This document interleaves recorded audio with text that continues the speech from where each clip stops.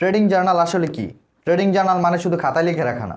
Trading journal মানে হচ্ছে self mirror, মানে এমন একটা আয়না যেটাতে আপনি আপনার নিজের ট্রেডিং জার্নি দেখতে পারেন। আপনি কোথায় এন্ট্রি নিয়েছেন, কোথায় অ্যাসেল বসাচ্ছেন, ইমোশন কেমন ছিল, লোভ কাজ করেছিল কিনা, ভয় পেয়েছিলেন কিনা, সব কিছু এখানে দেখতে পারেন, সব কিছু এখানে ধরতে পারেন। এক কথায় বললে ট্রেডিং জার্নাল ছাড়া ট্রেডিং মানে চোখ বন্ধ করে গাড়ি চালানো। জার্নাল না রাখলে কি হয়? এখন বলুন তো, আপনি লাস্ট 10টা ট্রেড কেন লস করেছিলেন? আপনি ঠিকভাবে বলতে পারবেন? পারবেন না, কারণ আপনি লিখে রাখেননি। নতুন ট্রেডাররা যা করে একই ভুল বারবার করে। লসের দোষ দেয় মার্কেটের ওপর, ভাবে এই স্ট্র্যাটেজি খারাপ, নতুন ইন্ডিকেটর খোঁজে। কিন্তু আসল প্রবলেম হলো no data about yourself. Trading journal কেন দরকার?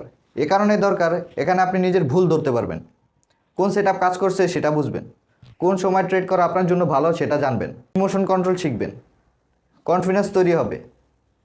জার্নাল ট্রেডারকে পারফেক্ট করে না, জার্নাল ট্রেডারকে অনেস্ট করে।